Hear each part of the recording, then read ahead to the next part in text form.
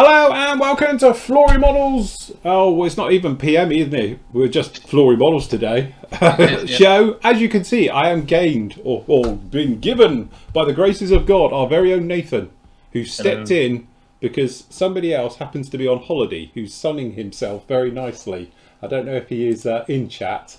He will be. I just know he won't be able to stay away. He'll appear in chat, no doubt, in a few minutes' time. Hello to everybody on YouTube, because we are live across all airwaves, apparently. I don't know. It just makes its own mind up these days on where it is. Hello to everybody who is with us in live chat on the Flory Models Forum. Lots of you in there this afternoon. Good afternoon to all of you. Remember, if you've got any questions for me or Nathan, obviously we're going to be talking to Nathan a little about what he's been up to and a few of his little things. Also, we're going to grill him on the Ask the Team section. So seeing as he's here and I've got him on a one-on-one, I thought that's it, we'll get it in. Also, if you've got any questions, Luftwaffe, Tornado, Lightning, seeing as you're like our resident Norris McWhirter for all of these, you can please post up in a minute, because obviously we'll read them out. Don't do them at the moment, we'll do our little bit and then we'll come to you guys for the second half of the show as we go on with that one. Anyway, Nathan, it's great for you to be here. I think it's the first time we've done a one-on-one, isn't it? It is, yeah. It is indeed. So what we're going to do, I thought, obviously some of you don't know Nathan very well. We can do a little bit of a Q&A like I usually do with all my sort of guests when we do the one-on-ones. So basically, how long have you been in the hobby, Nathan? How did you get into it? Right, it's one of my earliest childhood memories is in Southport. My mum and dad took me to a toy shop. Remember those old-fashioned toy shops? I think I must have been about 10, 11. And it was like the dad just took me in and said, right, we're going to buy you a model. And it was one of those things like looking at the displays. And I remember the shopkeeper saying, this is a nice one. And it was an Airfix F4 Phantom, which I think I did as a B. Right. And obviously I didn't really build it. I sat there and watched my dad build it. Fogged canopy, all the mistakes that everybody makes. And I think, so that I started when I was 11. And I think I kept the hobby going until I was about 20. So yeah. I picked it up. I had a mentor when I was in Air Cadets, a fellow who sadly passed away now, but he used to run like a little modelling group as part of Air Cadets. So I spent most of my time, just like kids do, building Airfix and Matchbox kits, putting them on the ceiling, setting fire to them, putting fireworks in them when they fell off the ceiling, all that sort of normal stuff. And then university and life and social life, and that came along. And I think I started to click back into the hobby when I was about 30. So I don't admit how long ago that is now. So I've been back into the hobby now 14 years. And I'm in the past sort of 6-8 years taking it like really serious. I mean, I've been on Flory Models for 10 years now, 9 or 10 years. Yeah, you're over 10 years now, yeah. So 9 or 10 years ago, I was kind of like obviously connecting with, obviously realising the hobby had moved online while I was away from the hobby. I remember when I left the hobby, it was like you had the Hannant's catalogue posted to you. That was good old days. You had one magazine a month in Smith's, and then I suddenly engaged in this online hobby, joined Flory Models. I went along with the group builds. I've got more medals than a North Korean general from the group build. And in the last 6 years, I really have sort of taken it on as a sort of more serious passion to the exclusion of all other hobbies, really. I think that's so. Really, you've done that sort of stereotypical thing, you know. As I say, you just sort of go through sort of school playing with it as just fun, and then, as I say, alcohol, women, and as I say, universities and things get in the way nicely. Then you have to get a real job. And then, as I say, afterwards you sort of come back to it, and it is that thing of like getting back into it, and how much the hobby's changed and how it's moved on over those years. It's like literally like night and day. I missed the big change when the internet came. Yeah. But now, I think the hobby just, God knows where it's going to be in 5 years, but the hobby's just, the past 5 years, the hobby has just majorly evolved. I think this rapid prototyping and 3D printing and computers making tools rather than old-fashioned. So this hobby is just, I know people talk about the decline or the golden age, but I think really the big thing is that and obviously definitely from my point of view with the sales side from Sanders and washes, what's great about the hobby now is that whereas before, as I said, we had Hannant's catalogue, and that's where you got everything from. Yeah. You know, so if Hannant's didn't stock it, that was your lot. But with the internet, all the cottage industries can now play on an equal level to the big companies. So you can be a small one. And to be honest, we were like RV Productions down here. I've got Bob's Buckles. We've been working on this, which were quite small companies back in the day, are now getting bigger and moving on. But you can just go to, you know, Joe Bloggs's, who makes one tiny little thing, and get them. Whereas before, if it wasn't in Hannant's, you couldn't get it anywhere, you know, especially if you never had a model shop near you who could get stuff in and things like that as well. So I think that's really the nice thing as it is now, you know, especially if you're into specialist areas of the hobby as well. Perhaps you're into like World War One. Whereas before you were very limited on what you could do with it. Now, obviously, with a lot of aftermarket stuff and things like that, you can do it anywhere. But sci-fi, resin, people making limited run, you know, short run garage kits, things like that as well. That's the great thing about the hobby. You know, really, it's limitless on where you go with it. I mean, that's the big change, because I remember when I came back into the hobby, I went to my first nationals, which I think was at Donington. It used to be at Donington, an Aero Club with the big cottage manufacturer, but back in the day it was Vacuform and it was resin. Yeah. But now those like small manufacturers have got them. Obviously, the cost has come to the point where they can give Revell a run for the money. Yeah, absolutely. They can almost give like the likes of Tamiya. Again, it's that thing. You get some like we used to describe it as like limited run mixed media companies. The reason they were mixed media, you get like white metal and your resin, is because they couldn't do it injection molded because it was just far too expensive to do it. But now those companies have got fantastic, you know, kits coming out with all these different things like Fly, people like that as well, you know, and actually they're very good kits. Put a little bit of work in, admittedly, but again, they're playing against the big boys now as well. That's the nice thing with it. I'm firmly believe the golden age is still to come. I think the next, people often moan about how the kit hobby is not like it was, but I think the hobby is so much more exciting than it ever was. I think the big thing will be, and you know, this gets discussed a lot, is like with 3D printing. As soon as 3D printing gets there, as I call it, as in it can just bang it out quickly and a good resolution, I think that'll be the next big game changer, because people will download aftermarket and even full kits, and you will just download it and you'll print it off yourself. And then what will happen is you'll get what I call the modders will come along. So you'll get people very much like online in gaming and stuff like that, where you can buy the bread and butter, whatever it is. Like I usually, a lot of guys now, I do a lot of flight simming, so you can buy it, and then the modders will come along and make, you know, whereas before you get aftermarket conversion set, you'll get somebody who'll do a conversion set of the original, and you'll just be able to mod it to whatever version you want and things like that. And again, it will come. I know people give me a hard time because I give 3D printing a hard time because it stinks and it takes forever. But that's no different from, we said, printers, matrix dot printers in the 90s. And you know, they were just terrible. Yeah, what a print a picture. Yeah, great. But as I say, now if you look at a laser printer, I was doing some printing this morning. I just set mine up, and I've got quite a big, expensive one outside. Does all the labels and everything we do. And you're like, go. And by the time I've walked from upstairs out to the unit, they are there, printed out, ready to go to stick on all the bottles and all the labels and everything else like that instantly. Whereas before you'd have to go to a printer, you know. So definitely, I think it's one of those things. It is coming, and I think it's going to be the next big jump with the hobby. You know, we've certainly seen massive leaps and gains in injection molding, and especially with resin work. But I think once that, you know, it comes along 3D printing, that will be it. We're all going to have a replicator. It'd be like Star Trek. Like Star Trek, And as you say, now we've got computers making computers instead of having tool makers having to do the things, and things are being taken out of the loop. Everything's just going to get a lot quicker, and I think it will be a fun time, definitely, as things like that come along, you know. And that'll be the thing then. Everyone will be complaining about a kit doesn't go together, and somebody will mod it so it works then. So you just need that file. It'll be a cheat for it, and it'll just do it for you.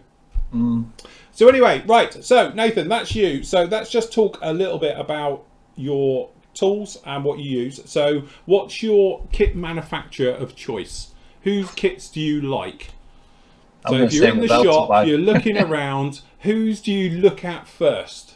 Or when there's a catalogue or a new release of Nuremberg, who do you usually go to first on information to see what they've released? I'm not going to say Revell because it's just wind Matt up. To be honest, I've got a really strong affection for the red boxes. I do like Airfix. Yeah. You know, I like to see because you have that thing where they have a release online, don't they, in January. ICM are just like, wow, they're just like a company I keep an eye on, but they do a lot of stuff that's Luftwaffe, but a bit more on that later. Yeah. But to be honest, I mean, I kind of like, I'm quite happy to jump around and sort of, I'm not massively loyal to a manufacturer, but if you ask what I've got most in my stash, it's probably Airfix, to be honest. They're quite simple builds. They're the right scale for me. I prefer 72 scale, so I know they don't do much in the larger scales, but so I'm gonna say Airfix probably. Yeah. If it's nostalgia, then that might be what it is. Again, I think it is that thing. There's certain brand loyalty, and from my point of view, like with you, when we're at that certain age, you go into your shops and all we really had was Airfix and Revell. They were your two bread and butter, and to be honest, that's what it's like now. If you go into department stores, that's normally the two you see. So definitely from that point of view, but like I always say, you know, it's that thing of they're not the strongest team, shall we say, so everyone loves an underdog, and we're all waiting for Airfix to do something really, really good, and every now and again you see these moments of pure genius with them, which is really, really nice, and then, you know, next thing you know, it's a load of reissues come out and you're like, oh. But you know, I think it is that thing. Sometimes Airfix have just always been there. You know, that's the whole point. They're just a constant right the way through, and they've had quite a checkered history in their past, and they've had financial problems, and, you know, being obviously in with, you know, with Hornby and things like that, and hopefully I think really they're turning a corner, which is really nice to see that as well, to see a company get stronger instead of losing it. You know, we've been talking a lot over Rebel over recent years, how they seem to be losing the plot, and they seem to be declining and not increasing, and various things like that. So, yeah, I think it's one of those things. I don't blame you for supporting Airfix, I have to say. I mean, if you look at the MiG-15, that is part of one of their early first-generation kits, and you look at their MiG-17, you can really see how they've come on. And if you're going to ask me which air, you know, if you were going to take Airfix away, which is yours, by the way. We'll get that eventually. I will send it off. I mean, if you ask people which business would you hate to close, it's probably Airfix. I think I want them to do well. I've kind of invested in them. It is, definitely. Right, okay, so I'm going to run through the usual questions as I do with my guests. Okay, your glue of choice. Tamiya Extra Thin. Yeah. Or their, crikey, careful to not, or their Quickset. Yes. I'll use these two 99% of the time. Super glue where I have to. Yeah. Obviously, if I'm gluing metal to plastic, but Tamiya, the Extra Thin one, the quick dry is brilliant. Yes, very nice indeed. Okay, so your filler of choice. I've got quite a not controversial really. Perfect Plastic Putty's okay. I mean, the Perfect Plastic Putty is good because you can clean it up with just water, but this is kind of tricky to get in the UK. I wish they'd release it properly, but Tamiya basic type putty, you have to leave it overnight, and maybe you need to sort of wait. If you're in a rush, it's not good, but I really think that if you can get it on eBay from China or Taiwan, that's one to go for. I think it's really good. Again, I always say with that stuff, if you're laying it down thick, then leave it for ages, a week. You know, because the thing is, it's always soft in the middle, that stuff. It takes a long time for it to go. If you're doing a small little job, like if you're, I tell you what that's really good for, and I've used it in the past, if you screw up your rescribing, if you pop a dab of that in very thin and just go across it, it will fill it, and you can sand it within, you know, 15-20 minutes. But when it's thick, you've really got to let that stuff go off. You know, that's the only thing to it. I mean, the other one that you've talked about in year or 2 or 3 years ago is the old Sprue Go. Yeah, absolutely. Old school, again, but it works. Yeah. But that is brilliant. But again, you have to put it down and leave it for an absolute age to. Yeah, definitely. Cool. Okay, so you've done it, Sanders. Oh, I'm brand loyal again. That's hundreds of Flory Sanders in the back. Got quite a few in there, but I have to ask you. Okay, primer. I don't. You don't prime? I don't prime. I do. I think the primer of choice is Tamiya lacquer paints now. Yeah. I was one of those people that just used to prime with Tamiya paint, and then I've moved on to Tamiya lacquer. Obviously, priming with just standard acrylics, you have to be very gentle with it. But I use Tamiya lacquer, just random grey paint. All this sort of Primagate stuff I've never got caught up in. I've just used paint. Yeah, very good. Okay, so going on to that one, what is your paint of choice? If I can find the right colour, which is not easy, Tamiya. So if it's a black or a white, or a, if Tamiya have got the colour in their range, I'm going to go for that. Then it's the I've got loads here, but a couple. It's the Hataka orange. Yes. Yeah. I think these are really good. The new Tamiya lacquers are absolutely amazing, but obviously Hataka have got colours that are a bit more useful. Right. And as we're here, and I'm jumping ahead slightly, as a lot of people know, Nathan is the lead on the Luftwaffe SIG. So if we get anything Luftwaffe related, we always just ask Nathan, because if he doesn't know, he's got a book on it. Okay. So how do you think Hataka colours, as in accuracy, are for Luftwaffe stuff? I think they're fine. I've done some little. I've not finished it yet. I've done some tests, just like getting little colour chips made up of MRP, Hataka. There are slight differences in the shade, but I mean the slight differences in two aircraft parked next to each other painted in the same factory. So unless you're getting really a sort of spectrum analysis crazy about it, I think Hataka paints are okay. I've got all the highly regarded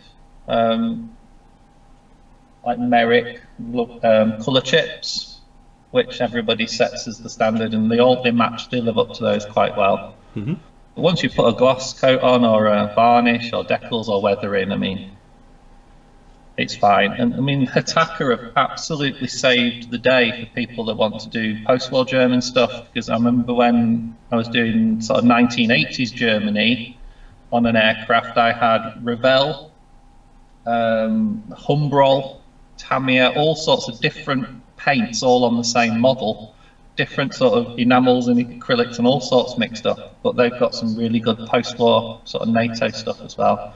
So if anybody's looking for an easy solution to Luftwaffe paints, you've got Hataka, and I think they're okay. But then, of course, you've got your AK real colours as well. So, I mean, I've tried a couple of those. There are differences, but it's close enough for anybody apart from the most fastidious modeler. But we know one of them. Anyway. We know one of them, and do you know what? Anyway, that's right. I don't think he watches. Their arguments don't stack up. No, that's it. I know. I've had many a chat.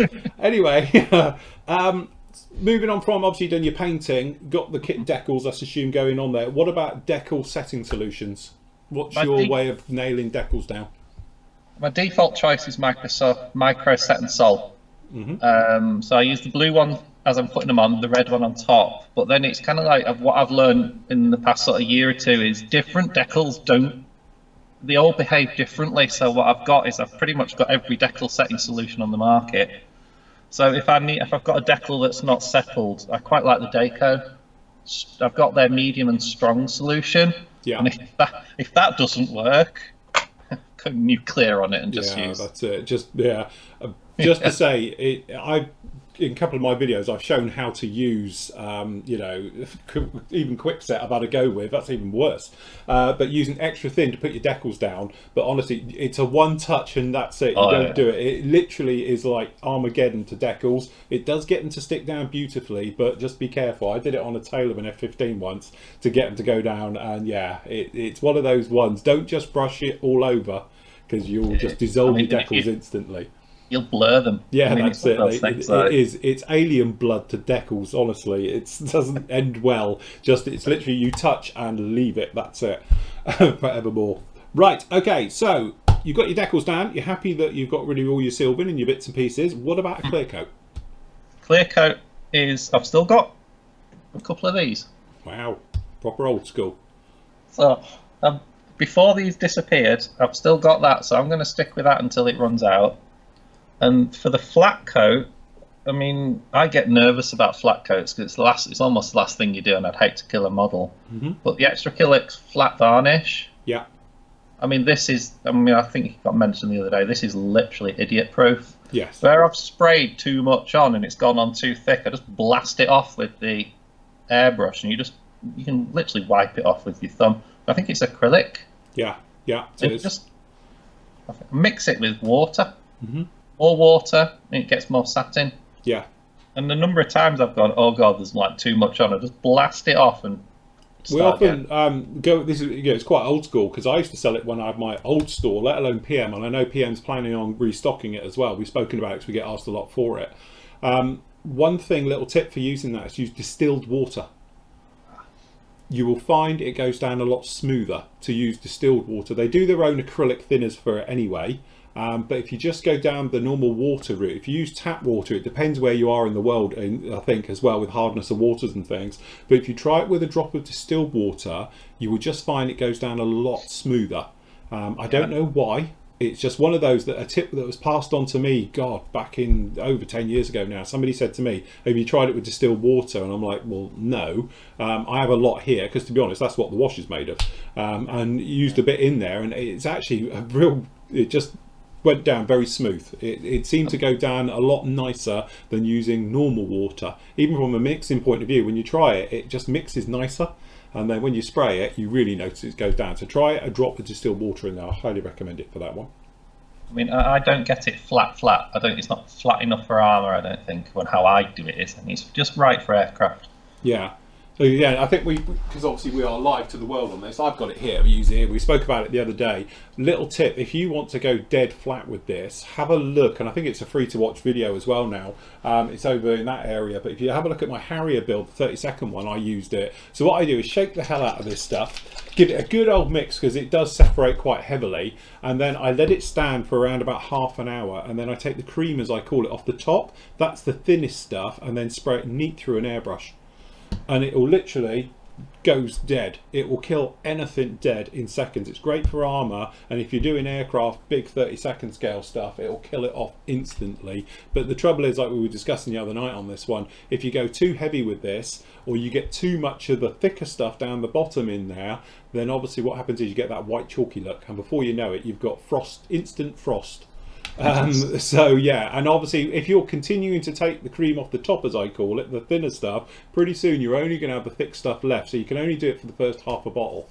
So yeah. But it is that thing you go, and obviously I have thinned this with distilled water again, because it was thickening up on me, because I'm down to less than half a bottle there, and again, you know, you can probably get away with it doing it, so forth and so on. But yeah, that's Extra Acrylics Flat Varnish. It's XAFF is its code number for that one.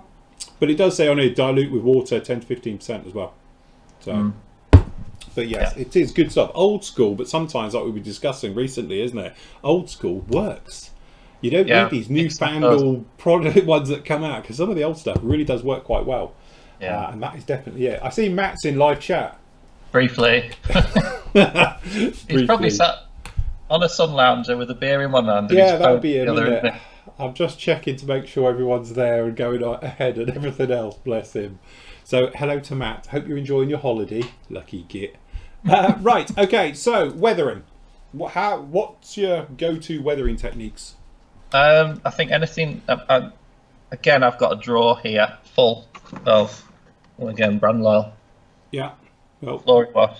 Good. I think for weathering for me, it's one of those things. It's like the varnish. I want something that I can kick back into reverse. Yeah, that's the biggest strength of your product. Is if you put too much on, you just take it off. Yeah, I've got. I'm starting to use the Abtalung oils and sort of experimenting with that. I've moved from pre to post shading as well. So I'll do exhaust staining with an airbrush post shading now. I might use actually one of.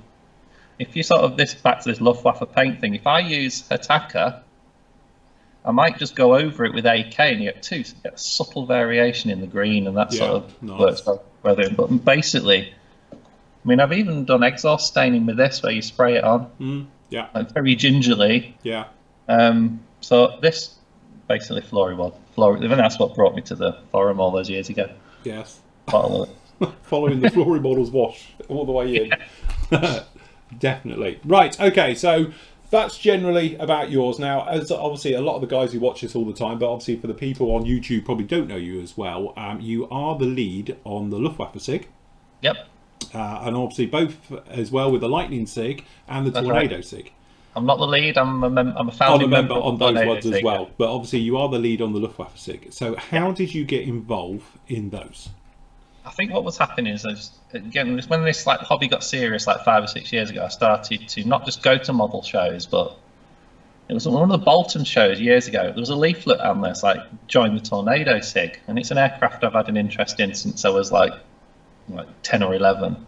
So I joined the Tornado SIG initially, and that was going great guns. It was a really sort of, it's a different aspect being behind the table. And then it was kind of a thing like, we're having discussions about starting a new SIG, just to sort of in companionship with the Tornado SIG. And we're having a discussion with Trevor, that people have been in the hobby a long time, I remember from the Airfix stand. And it's like, should we do the Eurofighter Typhoon, or should we do the Lightning? Oh, let's start the Lightning SIG. That's a classic British aircraft, and again, it's another childhood favourite. So these two SIGs started as like a really mad keen on the aircraft, and then almost within a month, the Luftwaffe SIG collapsed in on itself. The leader sort of stood down, the deputy didn't want to take it on, and I thought, oh, we can't let the Luftwaffe SIG sort of just fizzle out. It's such a big sort of subject, and so many people model it. And I'd always liked the 109 because of a computer game on the Amstrad CPC. I always flew the 109s because they had cannons.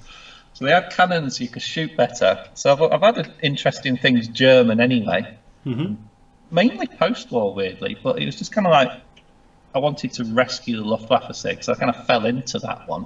So, but now it's like model shows for me are about meeting up with people, chatting, sitting behind a table, and putting on a display. It's like a whole, that's in itself, that's a new aspect to the hobby. So I've been doing these SIGs now for a good few years. We tend to do shows mainly in the north of England because that's where I live, but we're every sort of Telford and then the north.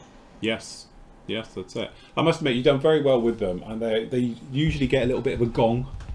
We've had an award or two. Get the odd award or two. I must admit, they are good. You often hear, obviously, with me and the guys, because obviously, if you want to see my Tornado, it's with the Tornado. I've got a Lightning on the Lightning SIG. I've got my 262, made it over to the Luftwaffe SIG as well. So yeah, I've got various ones on them all as well, which is really nice to see as well, because it's thanks to Nathan that takes them out for me.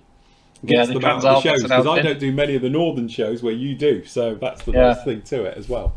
But if you do want to get involved with the Luftwaffe SIG and all the other SIGs, they get a hold of you via Facebook, probably the easiest way. Yeah, there's pages for each on Facebook. If you go to the IPMS website, they're all there. Again, you don't have to be an IPMS member. It's all free. It's all sort of just join in and play along. You know, we're not sort of fussy about your skills or your interest in knowledge. It's just like if you've got an interest, join in. Yes. Definitely. And if I just bring up here, if we just pop over to here as well, if you're not a member, seeing as there's a load of you on YouTube who aren't, if you go over to here into the classic builds, you can, I've got to remember which ones are in there now, but I'm pretty sure these are all down. This is the Harrier we're talking about. These are all free to watch videos these days, guys, so you can come in and watch any of these videos. And there is obviously some really oldie ones. The further you go down in time, like these are around about in the 90s, but down in here we've got all the other ones up in here, and I'm just looking through. In fact, they aren't on here, but the Lightning is, that Lightning is the one that's off on the SIG. That's up there. As I say, that's the full video. You can watch it all in glorious Technicolor, and all the rest of it is down in there as well. And then obviously full video builds for them, which you do have to pay for, because we have to feed the children and everything else. So the 190, that's the good old 190.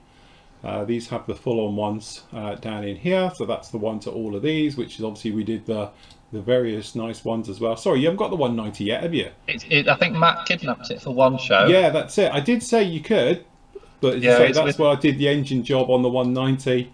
To various other ones down in there as well. But obviously there's the full, that was, oh God, horror story. Me and Photo Etch, look, see, who knew? And in the cockpit and all the other areas for that as well. That's me sounding me thumbs off. So yeah, there's loads of obviously the full video builds are down there as well in there. And I'm just thinking, where's the other one actually? I'm just trying to find where he's gone now. T62. T62, yeah, that was actually a freebie out on YouTube land for a long time as well. I know it's been brought back in now as well, but obviously there's the full thing down there. You can get the last part of it down in there as well with the other one. But yes, with the 262, that was a lot of fun as well, doing the black work and all the wiry bits at the front. Yeah, that one's crisscrossed the country a few times. How many times have you broken off them then? I imagine it must be a nightmare. Breaking them. So I just, because those ones actually, I replaced them. It's got all the metal ones down in there.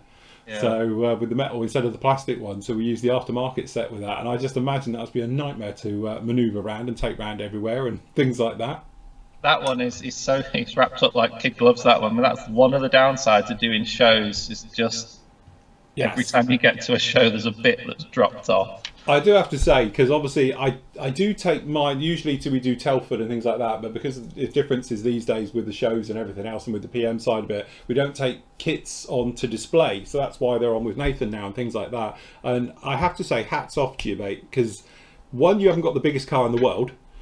I've got the best car in the world. All right, he's so a little Fiat, yeah, a little Fiat.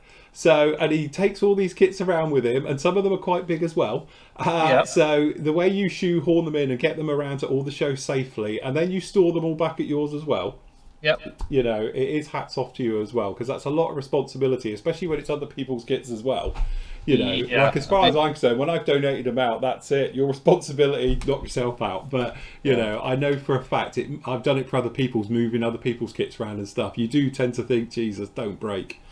You do tend to scan the road for potholes, and you don't go around roundabouts quite as quick as you might when you've got models on board. I always get that from my other half when you're driving on the road. Says you don't drive like this normally, but if I've got a load of kits in, we're doing a show at that. You do. You get around corners going really wide. You know, yeah, Jesus, that's it. Treat them nicely. Yeah. So if it's normal stuff, you can just bomb it. But when you've got kits in the car, it's a totally different ball game. Yeah, I should put something up about how they're transported, because there's ways, and I've learned a couple of different ways of doing it. Like maybe sometimes put them upside down and just cutting things out of polystyrene to sort of trestle them.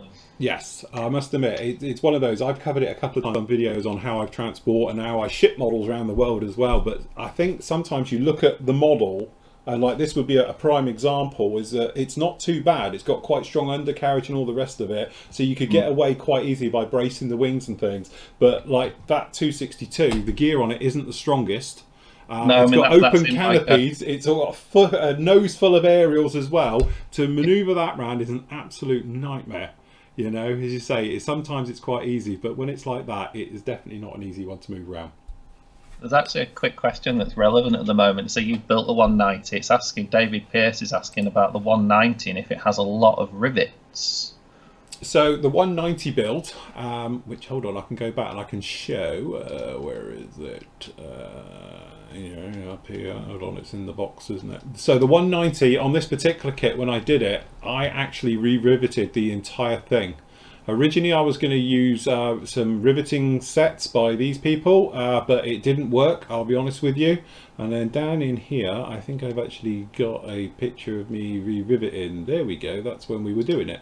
So yeah, down in here you can see this is me, and I re-riveted the entire thing because we used the Revell kit. It's all right, but it's very basic, so we ended up re-riveting the entire thing. And I went through and did the lot, which was a bit of a yeah, it's not the most straightforward, and I'm not claiming it's the most accurate re-riveting either, but it worked for me. And I went through and we did the thing about it, and you can see it did work. You know, it was one of those ones where I did it as good as the references I could get, and I think it's a fair representation of it, but I wouldn't say it's the most accurate, shall we say. So, you know, from that point of view, it was really nice. But again, that's where I cut my teeth with using Rosie the Riveters and actually thoroughly enjoyed it. But as you can see, I actually re-riveted it separately. Kit wise out there, I think even the Hasegawa kit, you'd have to, if you wanted to do the riveting job on it, you're gonna have to re-rivet it, because I don't think it's got it on it. It's just lots of blank space, especially in 32. You have lots of big blank Yeah. spaces on your model. Yeah. And to be honest, that's why I ended up doing it on this particular one, was purely because it is a big panelled aircraft. And if you're going to be doing the weathering like we did on this one, that's those wet transfers that we tried to do. So it's weird. It's like a decal that gives you raised detail.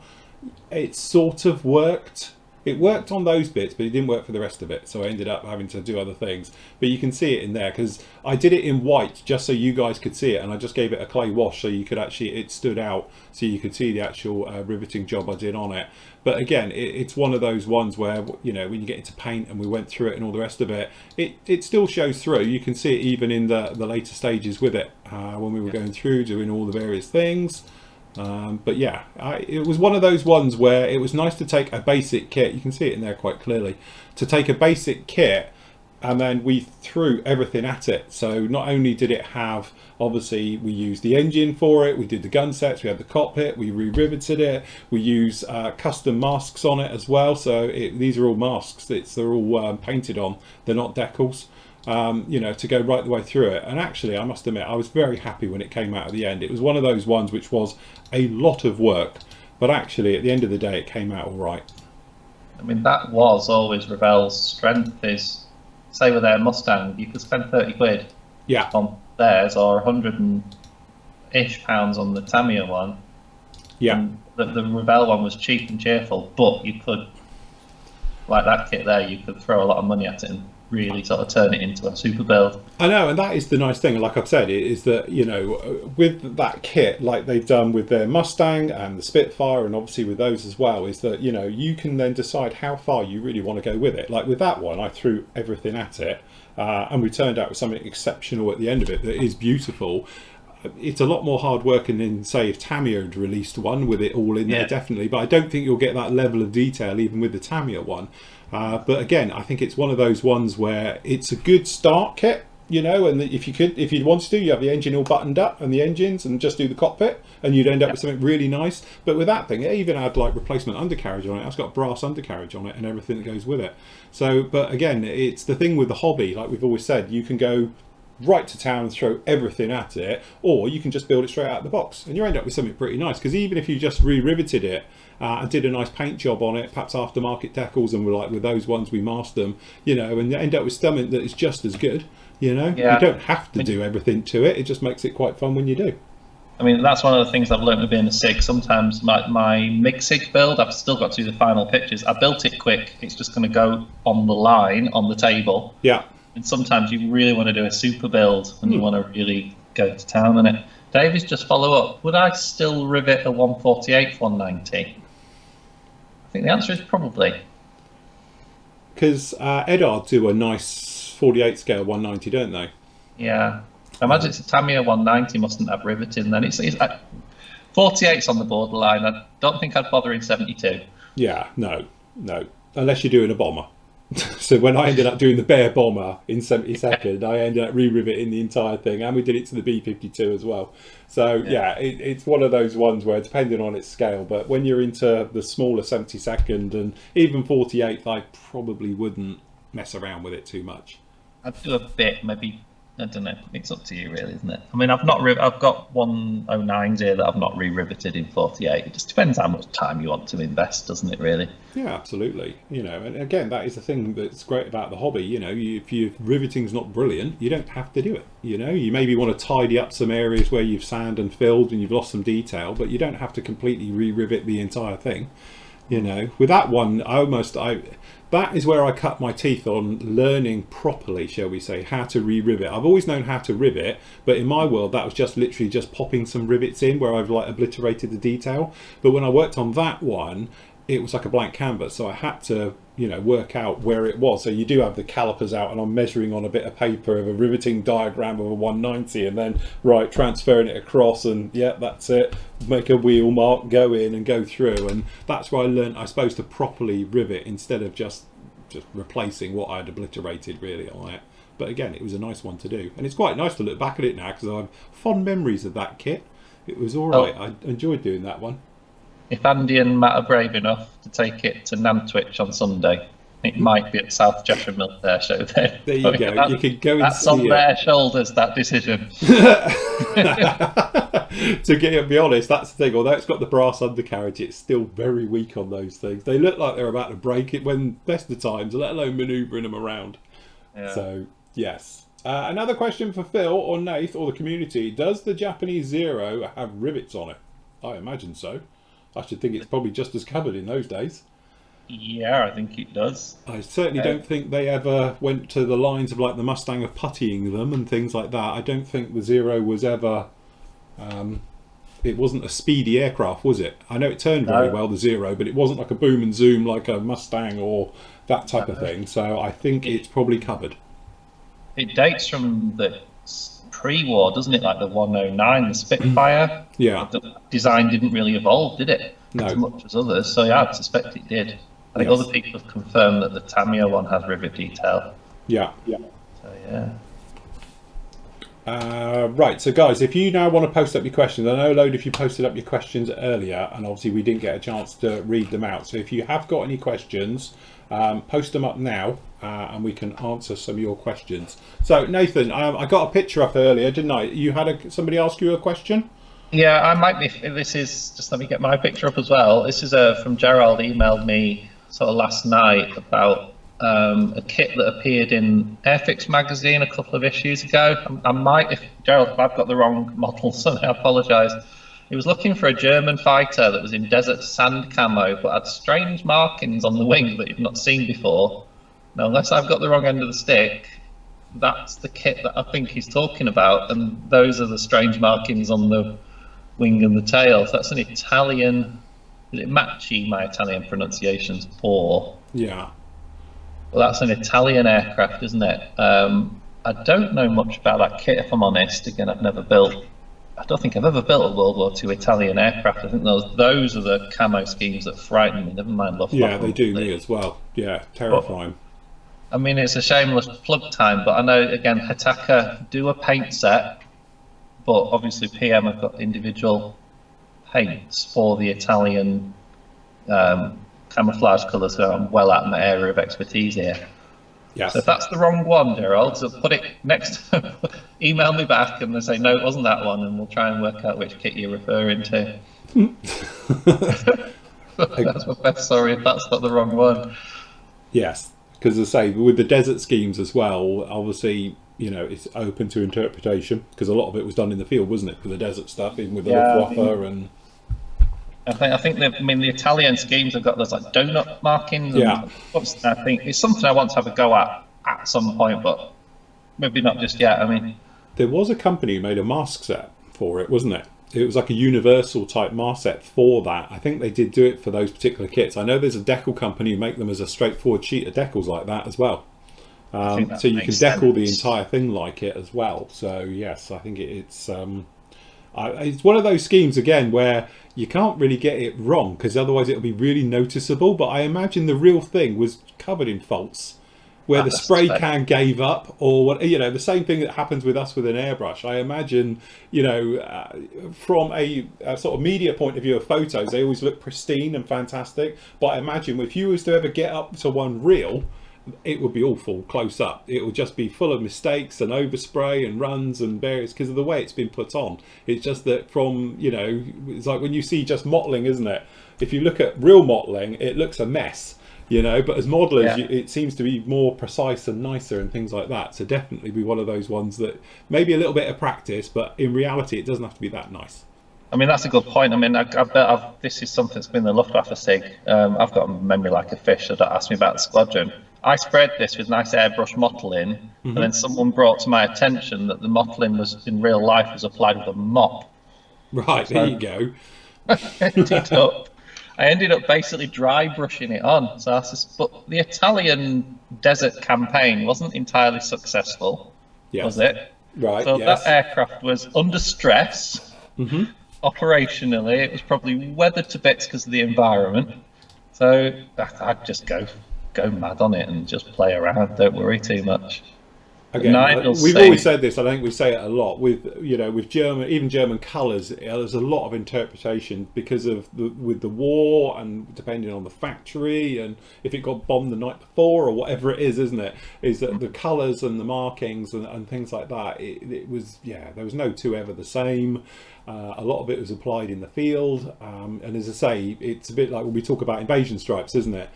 From a modelling point of view, they're always pristine, pure lines, but we've seen lots of photos over the years that people have put up. I put up one where it's been put on with a mop, there's people doing it with a broom, it's done with a brush, and it's really rough, but as modellers you tend to think, no, it's got to be pristine and nice and perfect, and the reality is it was never like that in the real thing, let alone, as I say, from a modelling point of view, trying to recreate it. I think that's the trouble. It's all right in the bigger scales you can get away, but the smaller scales it just looks a mess if you did it messy, so that's the trouble you get with it. I think people are worried about it just looks like a badly built model, doesn't it? Yeah, that's the thing. Apparently they call it smoke rings. So Nigel's just saying it's the 205 has decals for the smoke rings. There's 104 of them. That's a lot on there. Definitely. I mean, decals might work, especially if you post shade it with the original background camo colour to blend it in. Yeah. And once it's under a few layers of weathering and varnish, I bet they do. I bet the decals work better than what you might first think when you hear about decal. I think also as well is that you'll get a lot of people and they say, well, it should be sprayed on and for that authentic thing, isn't it? But if you can't do that, that's not within your skill set, then definitely why wouldn't you? I would be more inclined to give that a whirl before spraying it, to be honest, to put down a lot of decals and then a good coat of a clear coat over the top to bed them in, and then perhaps a satin finish onto it, and then going with your weathering on top. I think it'd be absolutely totally acceptable. Oh, definitely, yeah. So Chris, we can't show photos on here because you're on a different setup, but he's done a very nice zero with the green, with the weathering and all the rest of it, looking very nice on there. So I can just see it because he's put it up in live chat and he's put a link in. That's very nice indeed. What's Chris put up? Chris has put up a very nice picture of the real thing, and it is definitely covered in rivets. Oh yeah. I mean, I think I'm saving a zero for the. It's a SIG later in the year, isn't it? The old bench queen. Yes. So I might have to get the rivet wheel out based on what everybody's been saying. This is a Hasegawa one that just got stuck. So yeah, I might give this riveting zeros thing a whirl. Zeros have suddenly become flavour of the month, haven't they, a little bit?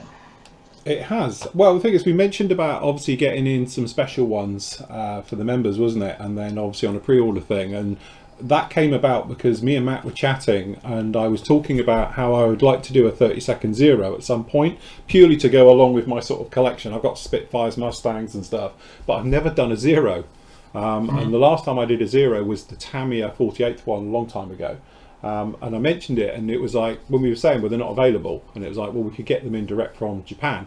And that's how it came about, and now everyone sort of jumped on it. It's become a little bit flavour of the month, isn't it? So again, I think it's an interesting aircraft. I know a lot of people were talking about the different colours and the weathering you can do with them and the stuff like that. It's one of those nice aircraft that's pretty much limitless on what you can do with it. Yeah. So anyway, just looking quickly across, if you've got any questions, guys, post them up into the chat room. I'm just having a look at YouTube chat because I don't normally look across here, but hello to everybody who's in YouTube chat. There's lots of you in there. I was wondering about, have we heard about the release of the 30-second scale F-22 Raptor? This I haven't. No, we have heard about, and I know Nathan's quite excited about their 30-second Tornado Italia are bringing out. Yeah, and I know Italaria, one of these manufacturers where they release a lot of Esky stuff at the moment, but the CAD on it does look nice. I mean, it's been a kit that's been rumoured for a couple of years now.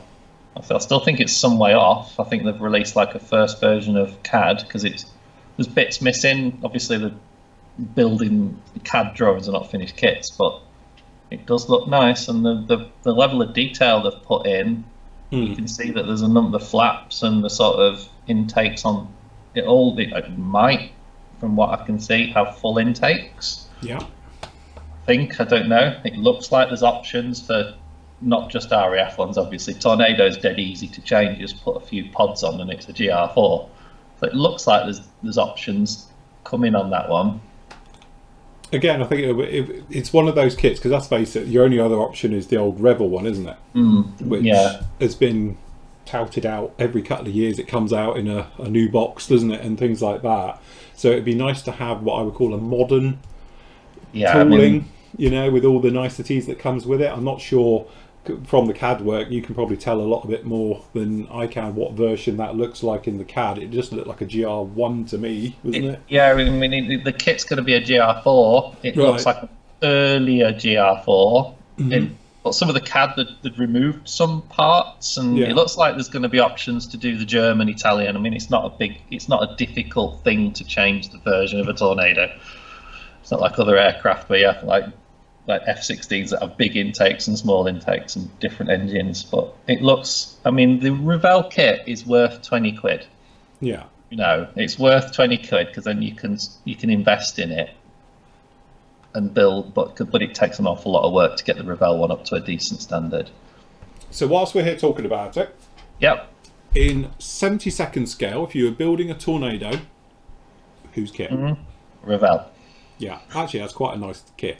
It is a lovely. It's old. It's So it's all the different versions are out there in 48th.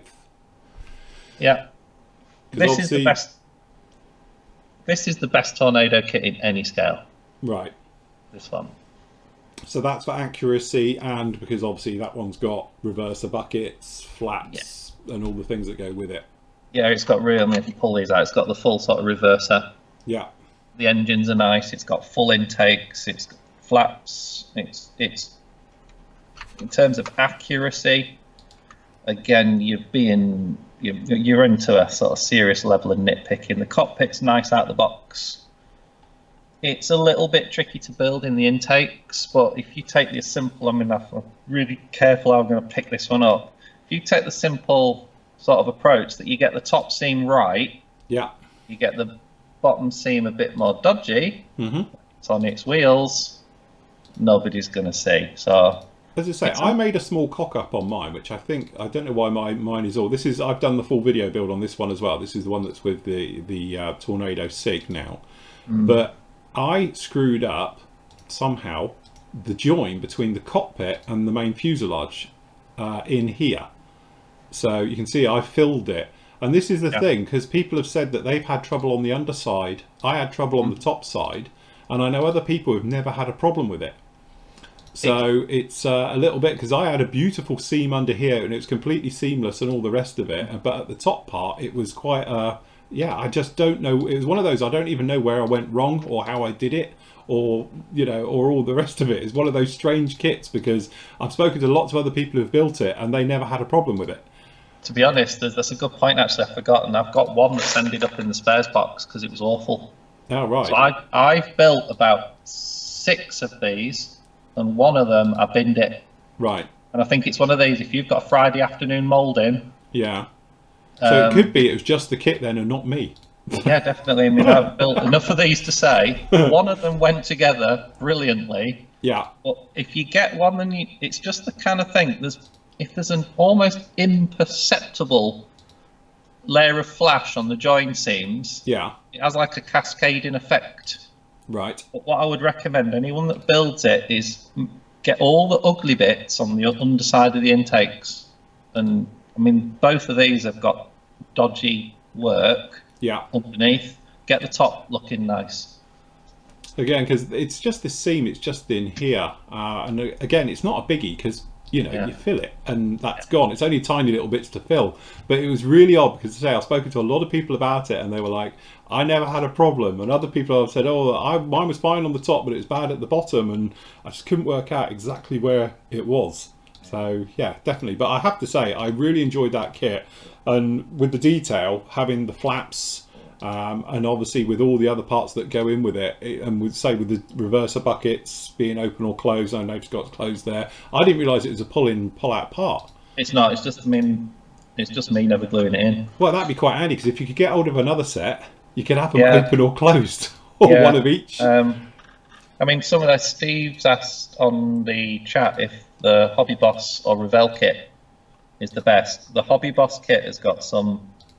It's got some obvious errors. If you're going to get a Hobby Boss Tornado, you need a Revell canopy to go on it.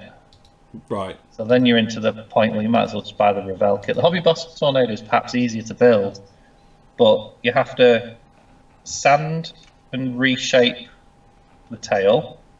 The intakes are about 5 millimeters too deep in 48 scale, so they're well out. The canopy's awful. So I'd just recommend, to be honest, in all scales, the Tornado to get at the moment is the Revell one.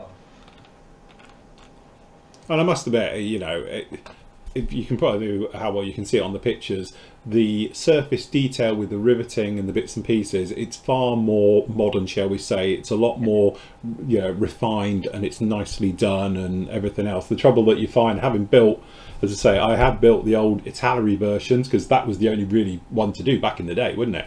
And everything else that goes with it, it's a totally night and day kit.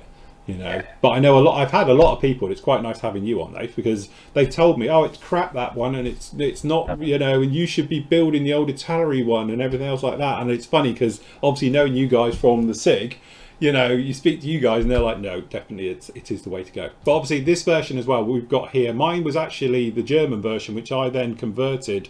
Being smart ass as always, I put different pods underneath it to give it up to the different standard. Also, it doesn't come with these decals either. They're from my aftermarket spares box and all the rest of it. In fact, somebody sent me the decals for this one.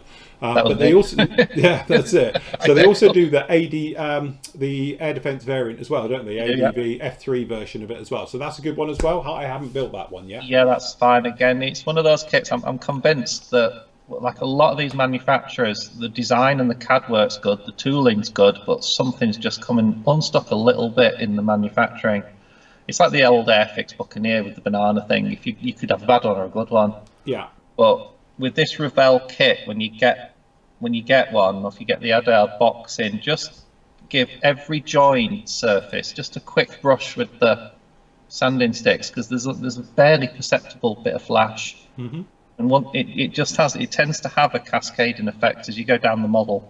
It just all starts to unravel a bit, and you might end up with a bad seam. So when you're building it, try and start at the top where the potential for trouble is, and just try and make sure you have all the bad joins underneath. Yeah. Because the Tornado sits quite low. Mm-hmm. Put some bombs and fuel tanks on it, and you're never going to see the bad seams underneath unless you're going to sit it on a mirror. Yeah, yeah. They're just not visible at all. See, my type of modelling. Stick it all out of my sight. Just got to work out where your error's going to be and push it into a dark corner where no one's going to see it. Just hide it out of the way. That's great. Right, okay. Jez says he's got the Revell 32nd Tonka. What is your opinion of the kit? Haven't built it yet. I've built 4. I've still got 4 or 5 in the stash. I quite like it. Again, it's like the same with the 190. Go mad on it. Put an Aries cockpit in, Aries engines and wheel wells, or to be honest, just build it. Mm-hmm. Because of the way the Tornado is quite square, you have to rescribe the panel lines underneath. And again, we're back to that point. Like, you don't have to go too crazy about doing it. Again, the shape's right. It looks every bit the Tornado when it's built. The only problem is the weapons are now like generationally quite old. It's got like dumb bombs. You know, the weapons are a bit out. If you're going to do a GR4, you're going to run into a few problems. But if you're happy to do an early sort of NATO sort of 90s Tornado, it's still it's a good kit. But I think if you're going to be spending more than 40 quid, I don't think it's worth the investment. You know, for the kit, it's worth £20-40 at the very, very top. Timo says, what do you think about Hasegawa Tornadoes? Nice build in 72. The nose shape is wrong, but back to accuracy. I've built a Hasegawa kit out of the box without fixing the nose. It is short, but once it's in 3D, it looks okay. And you can buy an aftermarket correction for the Hasegawa. You just have to sort of take I wish I haven't got one, but it's a simple correction. But again, we built a TTTE Tornado on the Tornado SIG stand, and they were unmodified and uncorrected, and it looks like a Tornado. It's a nice kit. Very nice. So just out of interest, because we're sort of running out of time, we'll go slightly over here. So going back to Luftwaffe, if you was to be building a 48 scale, 109, where's your money? I'm going to have to say for general sort of finesse of detail and general sort of, I mean, I'm sort of hovering a bit. Edard are really good because they cover quite a lot of the marks. It's got nice rivet detail. It's a Profi pack kit, so it's got photo etch and all the mass sets on it. It's a complex build. I am a massive fan. If you want to do an E, I'm a huge fan of the Airfix one because that, I mean, I've not spent much time on the cockpit. I'm just going to build it out of the box, whack the cockpit together, put the fuselage together. What you're looking at there, to be honest, is about an hour's work. Yeah. At this point, and if you want to, it's not got the finesse and the surface detail, but I think overall, on balance, if you're going to build a Luftwaffe fighter, 109 or 190 and 48, you think you're on a winner with a Edard Profi pack, really, because all the Tamiya do a limited number, so maybe one of those two, to be honest. Tamiya for a nice easy build, Edard for the extra detail. So don't forget the Airfix one. Yeah, that's it. I was going to say, because there's a couple of options, but I suppose with all the kits, it is that thing about, how much you want to spend and how much work do you want to put in. So obviously, if you're looking at sort of the Airfix ones, they're straightforward, out the box build and away you go. If you want to add, a little bit more details and into it, things like that, then obviously you've got your Tamiya. Obviously with their new one as well, especially. And then afterwards, you've got the Edard ones where obviously the surface detail onto them is beautiful. I've got a few of them over there, and they are just, Profi pack ones. I'm looking now, I've got quite a few actually. I didn't realise I had that many. You've got the G5 there, it looks very nice with the yellow nose and everything. So yeah, again, it's finesse, I think, is more on the Edard side for the kits. Yeah, but I think if you could ask me one, it'd be the Edard with the caveat that it's got photo etch and it takes that little bit more investment in time and not skill. I mean, they build well, but it's a more involved build. But Edard essentially for Luftwaffe. Edard are brilliant for Luftwaffe fighter kits. Okay, so what about 32nd? I'm not a big builder of 32, to be honest. I think if you're going to do, I mean, this is the thing with Tamiya 32 is they haven't done German yet, and I'm saying yet because I think it's going to be a matter of time before they do. I know people know, not another 109. I think you're into your Hasegawa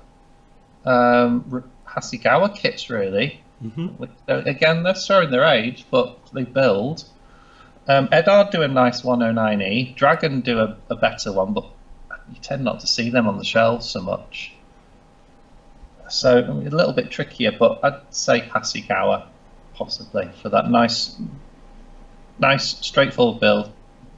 A level of detail that can do you need to maybe invest in a bit of photo etch just to bring it up to standard. Yeah, I must admit, when I used to do commission work, obviously back then there wasn't any other choice. You only had the Hasegawa in 32nd, obviously for the 109s and obviously for the 190.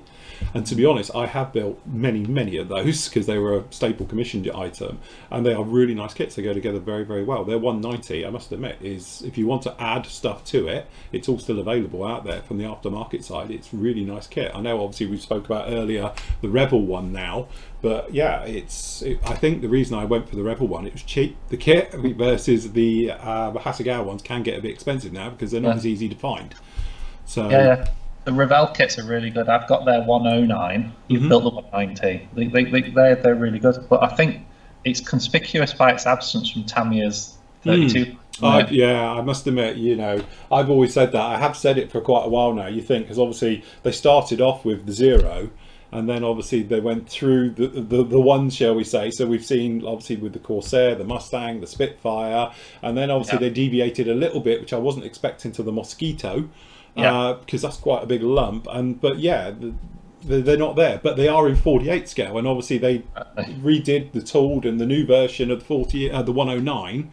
So it wouldn't be, obviously you're assuming they've got all the research and all the documentation to do the 32nd, and I must admit I am surprised we haven't seen that side of it. Either a 109, if we're just talking what they would probably do for bread and butter, as in 109 or a 190, I think it is definitely, conspicuous by its absence.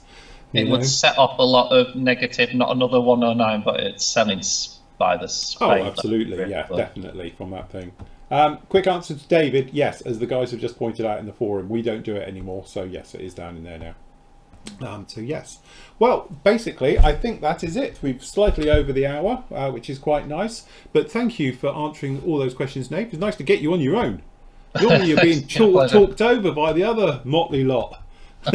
But yes, lovely to have you on your own. Thank you very much for joining us today, Nathan. Again, if you've got any questions, things like that, guys, obviously Nathan's in the forum. You can ask him questions about it. If you want to find out more about, obviously, with the Luftwaffe SIG and the Lightning SIG and obviously things like that, or anybody's SIGs in general, then obviously best place to start is IPMS, isn't it? Because obviously we all are IPMS SIGs. And if you're wondering what a SIG is, it's a special interest group. Okay, so again, they tend to focus on a particular area or sort of genre, things like that, and then obviously from the scale model world, put it from there. But if you want to find out full details, obviously have a look at the Facebook page or have a look on the IPMS site, and then you can get to your local SIG branch and various things like that. But if you want to get involved, things like that, always do. It'd be lovely to have you. Thank you to everybody who's in live chat, who's joined us today. You lot are still not at work. As we point out, it's amazing the amount of Flory Models members who are not working, clearly. And hello to everybody who's made lovely comments and everything else like that as well, to everybody. And most of the trouble that I don't read out names on YouTube is because I can't pronounce most of you. So yes, but thank you very much for all the nice comments and things like that as well. Hopefully we'll be doing a lot more live with YouTube this year as well, so keep an eye out for us as we do these things as ever. But no, thank you very much for joining us, everybody, and that's it. You going to be on tomorrow night? I'm not sure. I'm on standby. He's on standby. We'll see if we can get a pass. Standby. We'll get him on tomorrow night. I'll be on night. the QRA. I'll be ready to go. Right, okie dokie. So yes, definitely. But don't forget, we are live with you tomorrow night at 7:30 till 9. As always, we'll be looking around the actual forum at your great work at the SIGs and in the group builds and just general chat areas around in the forum as well. So if you've got any questions, things like that, you can post them up with us live tomorrow. I have, just to get the shameless plug in, completed at last the Gladiator, which, to say at last, hasn't taken me long at all. And I have to say, I have absolutely fallen in love with this aircraft. Not only have I enjoyed doing the rigging, which, you heard me say that publicly, but just generally ICM, this is what, the third kit of theirs I've built, their recent kits, and I absolutely love it. It is a beautiful, beautiful model. And talking about kits that just fall together and go together really easy, and they're not overcomplicated. Not that wings are overcomplicated, but they are a lot more complicated than this kit. It is an absolute stonker and a beauty. Anyway, the next part of that will be up with you on Monday, which will complete the build. So obviously a part went up yesterday, so that one is up with you as well. So that one finishes that off, and I'll get going on the Falcon this week, and we'll get that weathered up and everything else. That's the Bandai Falcon that I'm working on at the moment, and then we can get going on the MiG-23, which would be nice, something in flight for a change. Anyway, thank you very much for joining us, everybody. We will see you all again very soon. Thank you to everybody in live chat. Special thank you to Nathan and to everybody in YouTube land as well. So till later, everybody. Happy modelling. Bye. Say bye, Nath. Bye bye.